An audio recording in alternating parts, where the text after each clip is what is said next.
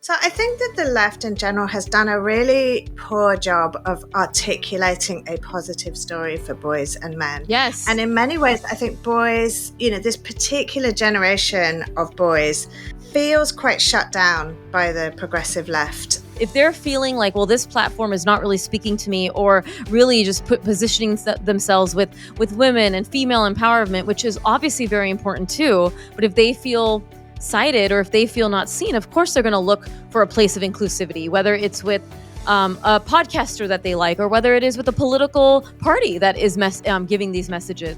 Boys are feeling more and more pressure to be masculine in this almost kind of caricatured way. And so it's very easy for these kinds of influencers to leverage that, to leverage these fears and anxieties that boys and men have about their own masculinity and sort of convert that into political messages. What we saw this shift, with this, with younger male voters, is that they did move pretty significantly towards Trump. It used to be that young men were a pretty reliable source of left-wing support. This time they moved over. So although it wasn't like this, I think we maybe have in our head at the moment that it was this huge support, it was this huge difference and a vast majority of young men voted for Trump. It was a little more than 50%. Hello and welcome back to the Petestock Talk podcast. We are getting started with 2025 with such amazing conversations on this show. So remember, if you want this podcast to continue to grow, as well as my YouTube channel, you got to hit that subscribe button. You got to share these videos. You got to hit that thumbs up sign, because that is how this channel continues to grow, so that I can continue to have amazing conversations with the most enlightened people I meet through this podcast. And I'm welcoming back a favorite of mine who was on my show late last year. Her name is Ruth Whippman, a feminist writer, culture critic, and the mother of 3 boys, and author of Boy Mom: Reimagining Boyhood in the Age of in the Age of Impossible Masculinity.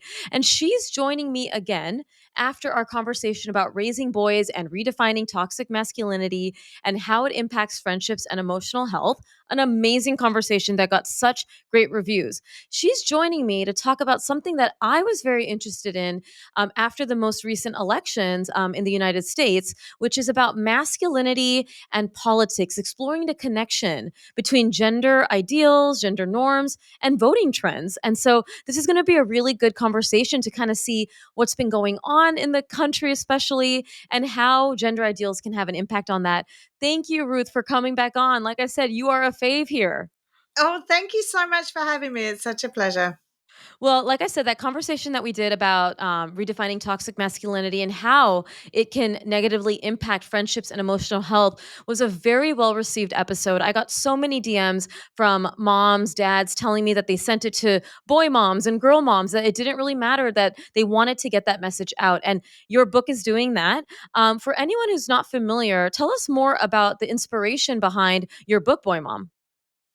So, as you mentioned, I have 3 sons of my own. And, honestly, with the first 2 sons, I really didn't actually think that much about gender when it came to raising Yeah. them. It was almost like if you had boys, you didn't really have to worry about gender. That was more like what you did if you had daughters.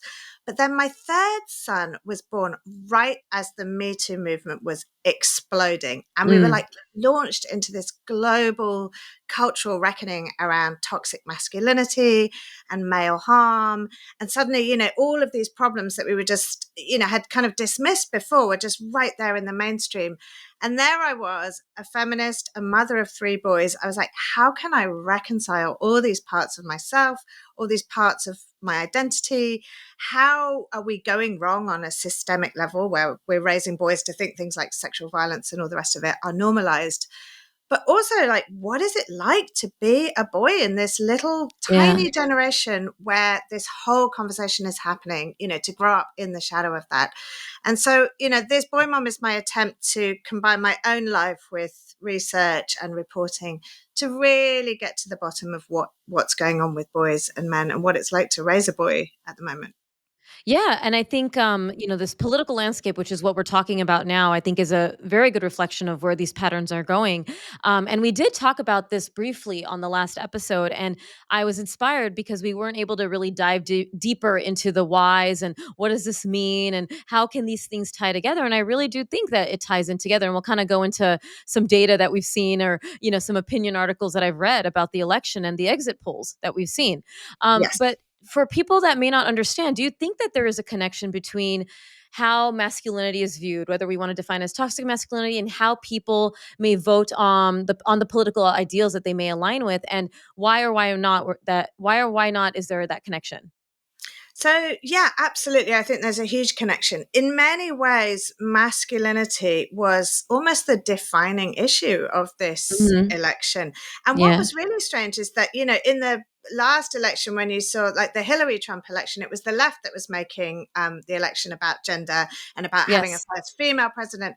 And in a way, I think that this year the left were really trying to stay away from that gender stuff. They didn't push Kamala Harris's gender or racial identity very hard at all. And it was the right that was really making masculinity and men and gender absolutely at the centerpiece. And I think they were pushing this narrative, which is like, men have been left behind, men have been Hmm. harmed by all this progress that women have made. Women are like taking something away from men that's really men's rightful birthright, and that we should go back to this era of like old masculinity, this like Yeah. men are men and muscles and guns. And you saw with Hulk Hogan and this real like almost overperformance of masculinity in the election cycle. And it turns out that that was really appealing to many people. Yeah, and I mean, we talked about this, that a lot of the voters that came, and a lot of the people I had been talking to, friends of mine, male friends especially, a lot of them listened to Joe Rogan, and he was sort of, obviously after Trump went on there, a lot of his team had gone on Joe Rogan's podcast, who is this embodiment of masculinity, toxic masculinity in many Yeah, ways. And I read an opinion article that, and I'll link this article to our show notes, everybody, if you want to read it, that many men voted for Trump because they felt that they mattered with Trump. And why do yeah. you think many young men have felt like they didn't matter before this when it comes to the political landscape? And what do you think this campaign, or how they position masculinity, may have felt them more included and mattered? So I think that the left in general has done a really poor job of articulating a positive story for boys and men. And in many Hmm. ways, I think boys, this particular generation of boys feels quite shut down by the progressive left. Yeah. What this was the generation really that I was studying in Boy Mom. I interviewed many, many boys of, from about 16, 17 through to mid 20s. And this is the sort of micro generation, I'll call them, that were going through puberty around the time when the Me Too movement was really kicking off online. Hmm. And they're now of like voting age, of college age, and they have spent their entire adolescence in the shadow of this conversation around toxic masculinity. And I think they grew up with this message that they are bad, that they are Hmm. harmful, that they're just kind of these predators in waiting. And also, not just that they're bad and harmful, but they are very lucky, that they're privileged, that they have everything, Mm. that they have all this power. Now we Yeah. know, and I found during my research for Boy Mom, that although male privilege is real, and some of these things are true, and that there is truth in this story, men and boys also have lost out in a lot of really important ways under this same system, in this patriarchal system. So they've lost out in terms of emotionality, in terms of connection, in terms of their ability to form relationships. Patriarchy harms boys and men too, but I think the left has done a very bad job of articulating that to boys, or taking boys' problems seriously and men's problems seriously. Richard Reeves, who writes a lot about this stuff, he said that boys have got the message: you don't have problems, you are the problem. And I think they're Yeah. pushing back against that. And I think there's been, the Democrats' website, this election cycle, they had this website where they said, these are all the groups that we stand for. And it was, They mentioned every racial group, they mentioned women, they mentioned trans people, they mentioned everything. And the only group that was left out of that was men and boys. So, Yes. I think there's this invisibility of men and boys. And I think they realized that too late and were trying to gain some ground. But by then, you know, there was this idea that progressive politics focus on women and girls, and right wing politics are where men and boys can find a home. And, I think for a lot of women that may be listening who may have voted on the left side, right? Who might say Yeah. like, well, we are the marginalized one as females. Like, of Yes. course, men experience this, and so when they hear this, they may think, well, why are we positioning them as this victim? And I don't think we are doing that. By the way, I think this is No. actual just facts of like what has been happening and what. Of course, every human being wants to feel seen. Like even Yes. who we may perceive as a male who has more privilege than us in many ways, they want to feel seen. And of course, if they're feeling like, well, this platform is not really speaking to me, or really just positioning themselves with women and female empowerment, which is obviously very important too, but if they Mhm. feel cited or if they feel not seen, of course they're going to look for a place of inclusivity, whether it's with a podcaster that they like, or whether it is with a political party that is giving these messages. I mean, I saw Trump go to the UFC games and also like other very masculine things. Like Yeah. he was where young boys feel like, oh yeah, this is an envision of that masculinity that I want to reclaim. And it's almost like I'm not asking for the left to do that too, but a little bit more balance there and not ostracizing, like you said, that demographic that was it turned out to be a very huge demographic. Yeah, absolutely. And I think that it's a very kind of complex thing, and there's so many Yeah. things knitted into it. But really, many of the reasons why boys and men are struggling are to do with masculinity. They're to do with these masculine norms that force them to be tough and to man up and not have Yeah. emotions. So actually, what the right is selling them in many ways is kind of more of the thing that's harming them in the first place. But because they're taught from such an early age to Yeah. put so much into having a masculine identity, anything feminine coded is shameful. It's so, they're really taught that they have to be all these things. They have to be tough. Their masculinity is where their worth lies. That when somebody comes along and says, okay, well, I can give you this, I can restore this to you, this thing that you've lost, then it's really, really appealing. They're primed for that message already. They're primed to think, oh, I want to be a Hulk Hogan. I want to be a Joe Rogan, this, they're already ready to receive this message. And the left, meanwhile, instead of saying, actually, we hear you, we hear your pain, we hear Yeah. why you're lonely and struggling with your mental health, and that a lot of that has to do with patriarchy and masculinity norms, and we can help you. That instead of saying that, they're just saying, shut up, you're so privileged, time for you to be quiet, just take up less space, and we don't care about you. Yeah, or just let's focus our energy on these other demographics that we feel, and it is a sense of being ostracized. And it wasn't until I started talking to some friends of mine who are younger men, meaning like late 20s, 30s, like I know in my community that were like voting for Trump, and I was like in my head, I was like, I've talked about this openly, like I didn't vote for Trump, and so I was like, huh. Why would you do this? Like, and then I started talking to them more, and I kind of realized it wasn't even just about that. It was about many other things and policies. And I started to just open my mind a little bit more on like where people's intent came from when they voted the way that they did. And this is Yeah. a really good conversation because maybe both parties can learn how to reach this demographic. Is there I'm not sure if you were able to see any of the exit polls. If not, that's okay. But if you did, was there anything that surprised you or didn't surprise you as how it can connect to masculinity in politics?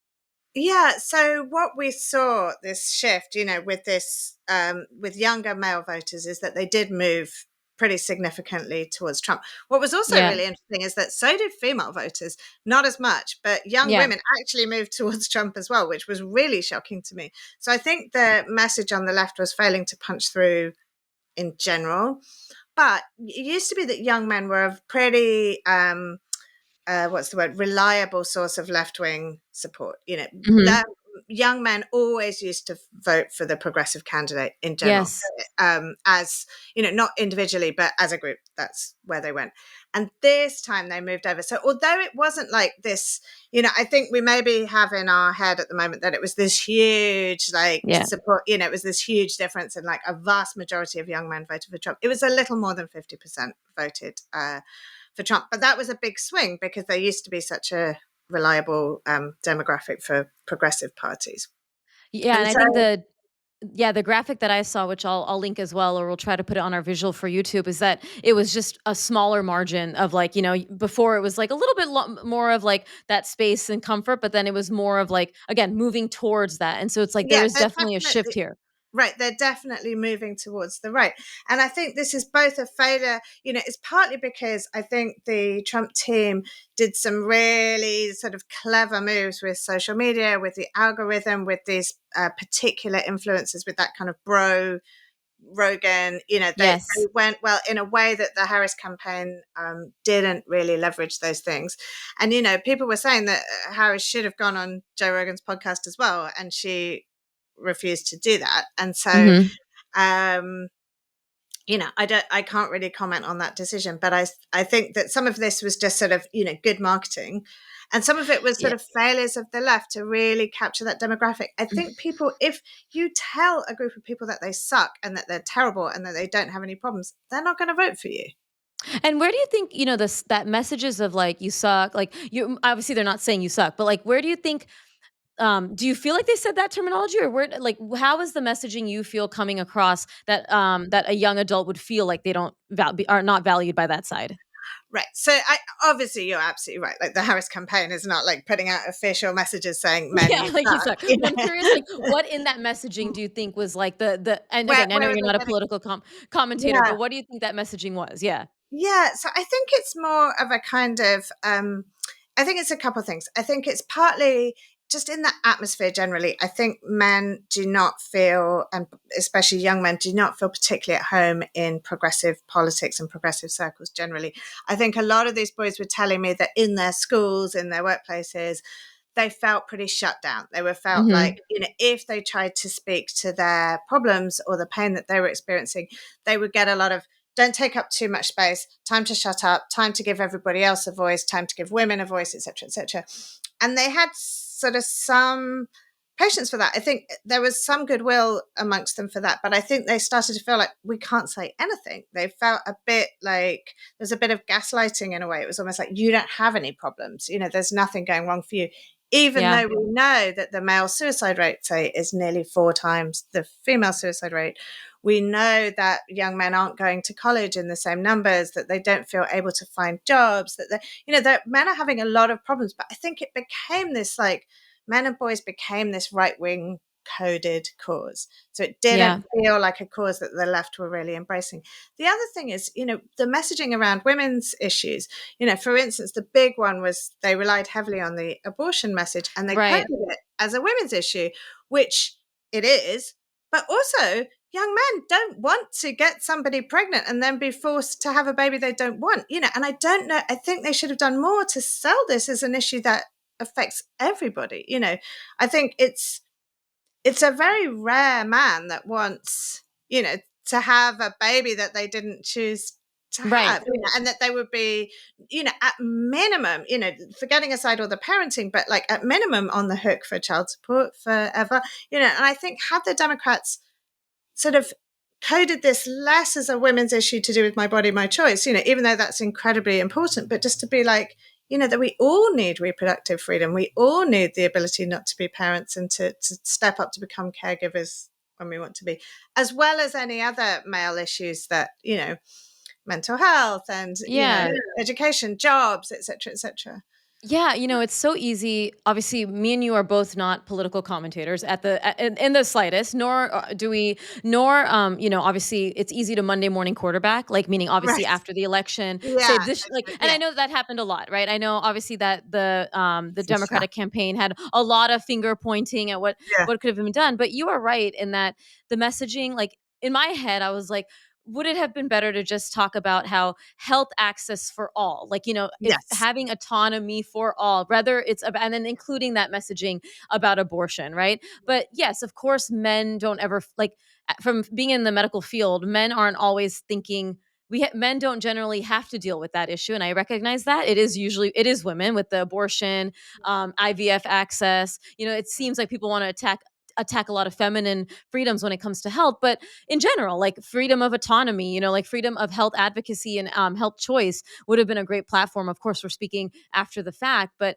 you're right, it would have been more inclusive. And I think, from the exit data I saw, like, there wasn't a big shift. Like, I think that demographic that, maybe talking about abortion would get a lot of younger females, Yeah. but like you said, yes, still more younger females did vote for Democrats, but that margin compared to elections in the Yeah. past had shrunk a little bit more. So it's Yeah. interesting to me, like, why that shift is happening in boys and or males and females and young ones too, that they're feeling, well, this isn't really resonating with me. And of course, there's Yeah. other things that I consider that maybe could have been done better, and things we can even talk about it, like things that I feel from a cultural standpoint has really shifted. One of those being that I think nowadays a lot of young men and women don't look up to celebrities as much as they do people that they find relatable, meaning podcasters, Right. people like not mainstream media. And I don't think this is only Trump supporters. I think this is across the board. And I go back to Joe Rogan having a very big platform and podcasters who have those platforms. And those people should be using it for good. But of course, if it's a host that is more aligned with masculinity beliefs, then of course they're going to attract those kind of listeners. But, the celebrity endorsements and this person's endorsing and this person's endorsing, I think nowadays, especially a lot of young people they may like those celebrities, but they more feel connected to their social media favorites and their podcasters that give them the information and, feel more aligned to in a personal level. Yeah. And what's interesting is like this issue of masculinity, we think of it as maybe a thing from the past, Yeah. that fixed gender roles. But if anything, the expectations of masculinity on boys and young men are ramping up. They're not Right. decreasing. And so with social media, with podcasting, it's just this like almost caricatured vision of masculinity, which is like muscles and, protein shakes and meat Yes. only diets and alpha males and all of this rhetoric, which is just like exploded online, in part as a backlash to feminist things. And I think so boys are feeling more and more pressure to be masculine in this almost kind of caricatured way. And they're feeling that that is where their worth lies. And, Yeah. we know that the cost of not appearing masculine for boys is much greater than the cost of not appearing feminine for girls. It's very much Yeah. seen as a marker of worth. And so it's very easy for these kinds of influencers to leverage that, to leverage these fears and anxieties that boys and men have about their own masculinity and sort of convert that into political messages. Yeah, and I love that you just mentioned that, because that was my next question, that you think that it's actually changing and maybe not for the better. Like, how do you think perceptions of masculinity have changed in recent years compared to years past, and how might that influence political behavior or voting patterns? Right, because I think when we look at the past, the Mhm. vision of masculinity was more like the provider protector, the Yeah. family man, the guy, the breadwinner, the guy earning the money. And that has changed because obviously more women are in the workplace and and especially younger women are coming through and actually in many ways are more successful than young men in those ways. And so I think that masculinity now, the sort of vision of what it means to be masculine is leaning much heavier on almost this like action hero vision of it. It's like CGI, Yeah. superhero muscles and guns and like hand-to-hand combat. And it's almost this very cartoonish vision of masculinity, but without the kind of provider protector thing undergirding it. So it's not so much step up and be a good family man. It's be like, a superhero, be a like, a fitness influencer, that sort of thing. And I think it's putting a huge amount of pressure on boys. I mean, you see it with like body image things for boys Absolutely. are just like exploding this like body anxiety that a generation ago boys just really didn't have. That was mainly, mainly a girl thing, Yeah, this sort you're of. right. And I love to debunk that a lot in my, on my platform because I, take care of birth to 21. I think people forget that pediatricians take care of teenagers. They think sometimes it's a baby doctor, but I will have a lot of teenage boys coming in talking to me about how they hate their bodies because they're very lean or they may not have gone through puberty to get a little bit more muscle mass, or even if they've gone through puberty, their genetics don't predispose them to be a bulky person. And Right, also, we know, I have actually a trainer who's a male, and we've talked about this, that a lot of the people in that world on social, online, are taking illicit drugs or right. are helping their bodies look like that, right? I mean, I'm talking like your bodybuilders and like the muscular manly guy. Yes, some people do it naturally because they have the genetics to support that, but by and large there's a lot of illusion, similar to like women back in the day when body image issues started more Yeah, with women, of like the supermodels on the magazines. I do believe that we're seeing it more for boys, and I see it a lot in my office, and it breaks my heart because people often think that it's only girls that deal with body image issues or girls in certain body types, but my males who are in leaner bodies, or my males who are even maybe or more on the like more have more fat than muscle, like they are all dealing with this too. And we know that it impacts mental health as well as their how they interact with their peers and all of that because they feel lesser than, which it is a huge issue that I love to address as well. yeah, and it's hugely important. And I think also sort of what compounds that is that they have all these pressures, and then they don't have the same support networks that Yes. girls tend to have to kind of counter it. So with girls and women, there's a pretty strong, there's diet culture can be awful, but there's also a pretty strong body positivity movement, and Mhm. there's all these counters, and there's all this social support that girls can kind of be in community talking about this, and whereas I think with boys, they're often suffering this stuff on their own. It's Oh, just they there's are. shameful to talk about, which isn't to say that girls and women don't feel shame about it, of course, but there's sort of more of an established like pushback. There's ways to sort of counter it. There's things to find online, content to find online. Whereas I think with boys, that's really in its infancy. And it comes with all these messages about who you have to be as a man, Yeah. how strong, how tough, how invulnerable, and often those are about like hiding your emotions, not showing weakness, not showing vulnerability. And it's a really, really toxic message. And then these influencers and politicians come in and they leverage all these anxieties that vulnerable teenage boys are going through. And they say, we can make you this thing that you're desperate to be anyway. And it's deeply unhealthy. Yeah, and I know we've already kind of alluded to many different responses to the question I may have, but are there any other ways that that media and cultural narratives play in reinforcing or challenging these traditional masculine ideals, especially as it would apply to politics? Is there anything else that we're missing from that? In terms of the messages that boys are getting in the world, or in Yeah, terms of like what exactly. we can do about it? Yeah, I mean, I Yeah, think it's everywhere. I see this with my own boys. It's something that starts right from birth. It's like they are fed superhero stories. They're fed this kind of hero myth. They're fed this like invulnerability myth. They're fed this idea that human interaction is like all about battles and fighting and combat, whereas girls tend to get stories that are more about relationships and emotions yeah. and having a good emotional life.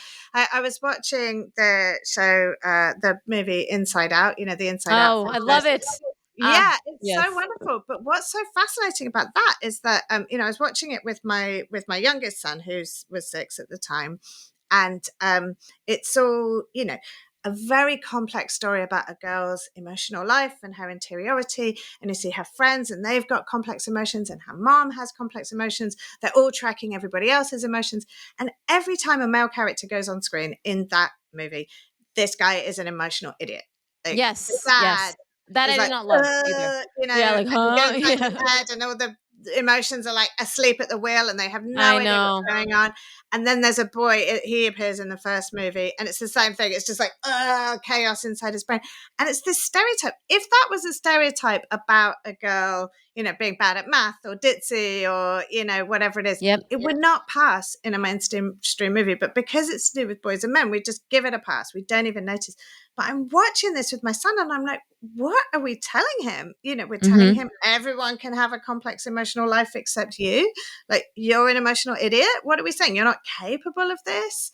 Even though his emotions are every bit as complex as anybody else's, as our orgasm. Absolutely.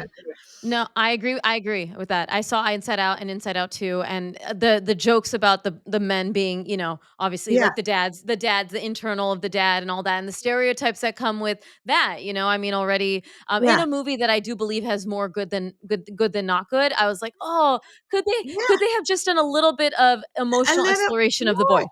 Yeah. Right, and it just seemed like, or to, it's hard to imagine a movie like that with a boy character, all his Yes. emotions, his friendships. Yeah. The boys have emotional lives, of course, and the boys that I interviewed for Boy Mom, they were really struggling with difficult emotions that they couldn't take anywhere, that they couldn't share with their friends, they couldn't share with the adults in their lives. They were under Yeah. so much pressure to squash them down, and and it's got in the way of their ability to form relationships, and I just want to see that modeled to boys more.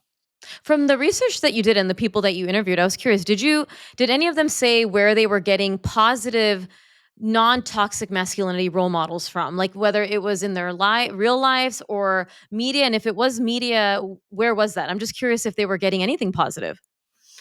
So it's interesting. I mean, people, I think, obviously, when you're interviewing somebody, they're probably more bias towards telling you what's wrong Yes. and what's right. But yeah, I think dads were hugely important. Like if a Yeah. boy had a dad who was able to communicate emotions and to hold and hear his son's emotions, then that was huge. And it was like actually really rare. It was very sad how few of the boys Yeah. had a dad that could do that. Same with, teachers or coaches or like real male figures in their lives generally. So some of them would point to people like that. Also to moms, you think it's only men that can communicate this to boys, but, a lot of them would say that they could talk to their mother or they could talk to, often to women in their lives and the girlfriends. So I think for them, the ones I talked to tended to be more people that they knew in their own lives rather than like celebrities or whatever.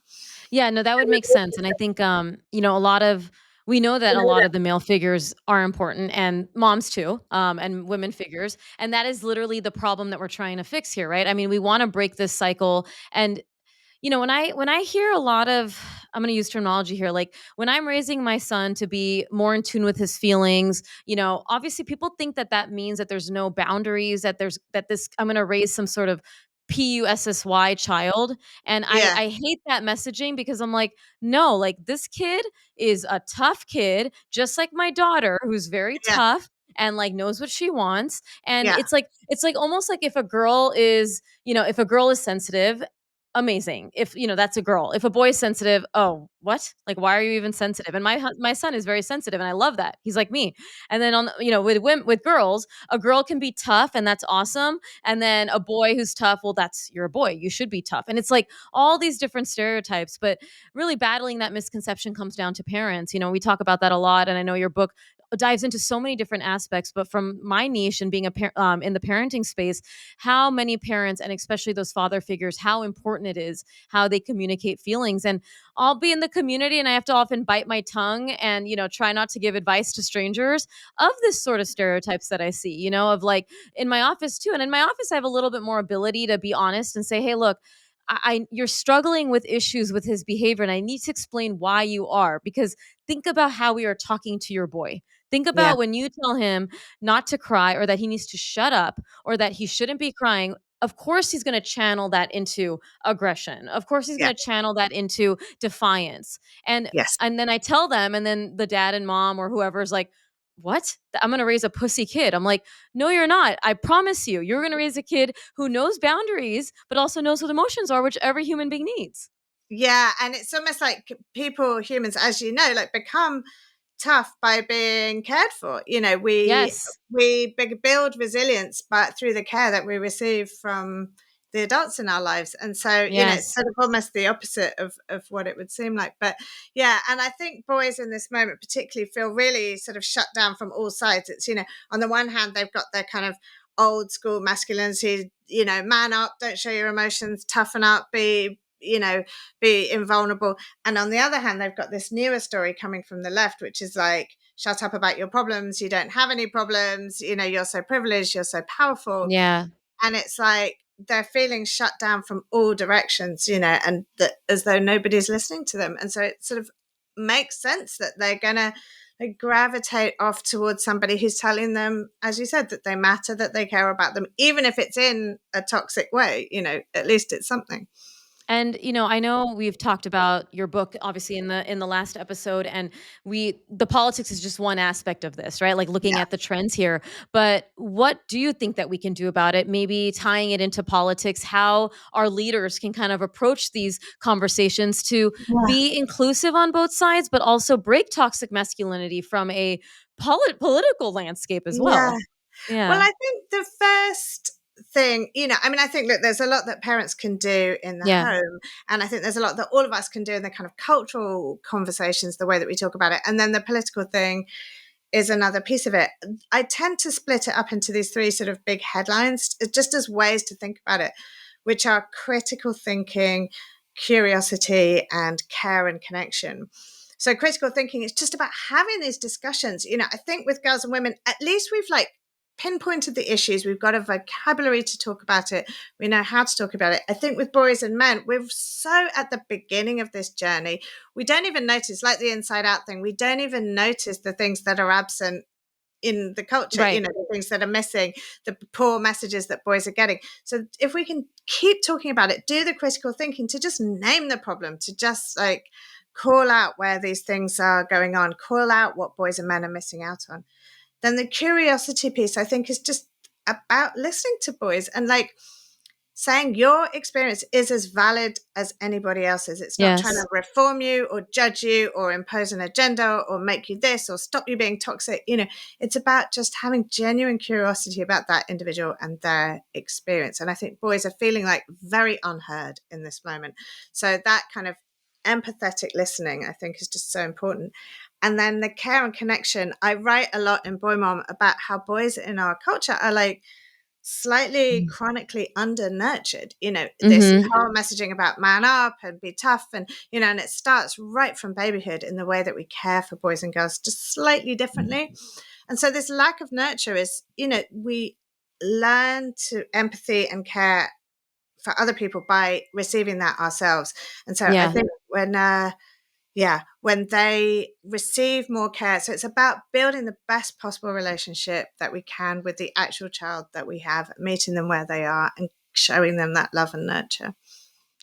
I love it. I love what you said about the listening and curiosity. And that is just such a prime parenting advice, whether we have a boy or a girl. But you're right. I think sometimes, and I hope that that message comes across to all of you listening, and that we are just trying to raise boys who feel connected and feel connected and feel seen, whether they vote however they want to vote. I don't want it to be that they're not feeling seen and that they're leaning in very extreme onto one side or the other. And I think, I know, again, understanding politics and where we're at right now, I hope that the politicians can find more balance in this. I was reading about how the current the Biden administration had basically made reimbursements the same for mental health and physical health, which is actually Oh, really yeah. huge because for a long Huge. time, Yeah. physical health was more, something that was more, even, I mean, the insurances could be better, but like was something that's more valued than mental. And I've always felt that they're equally important, right? And so I hope Absolutely. that those kind of policies can continue on, that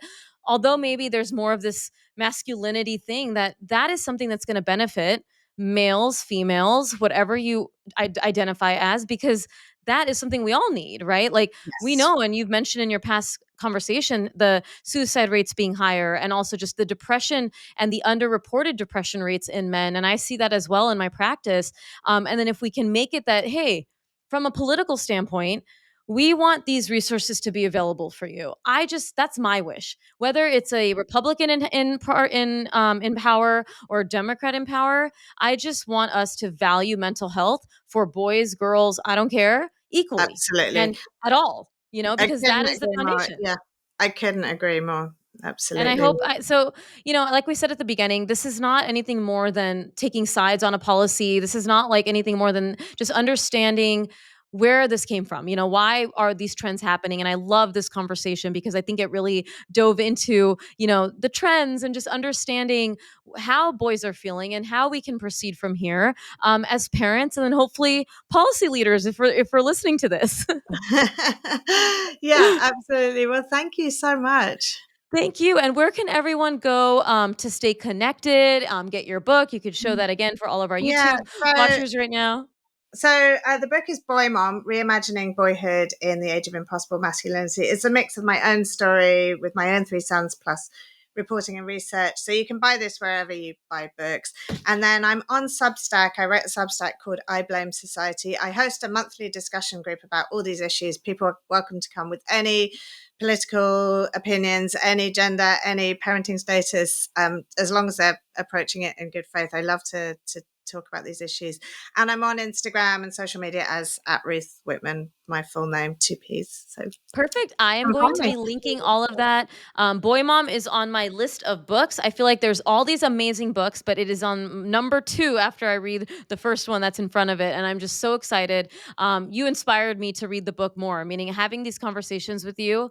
And I hope my listeners do the same. So many people picked up your book after the last conversation. And I hope this conversation also inspires them to do the same because I've said this before. I'm a fangirl. I love the information that you provide and also just the movement you're trying to create in a very positive way to raise amazing boys in this world. And I think that's phenomenal. Thank you so much. It's been so great talking with you again. Yes. And everyone, if you love this conversation, first and foremost, go buy Boy Mom. Make sure you read it. Leave a positive review for her book as well, because we know how that helps. But if you love this conversation on the podcast or on the YouTube, make sure you hit that subscribe button, comment, thumbs up sign, anything you can do to help us know that you love this conversation. Share it on your social media channels as well so that we can continue to share these amazing conversations. And I hope to have Ruth on again in the future. I have a feeling she will be because I do enjoy chatting with her about her insights, but I cannot wait to have another guest next time on the show.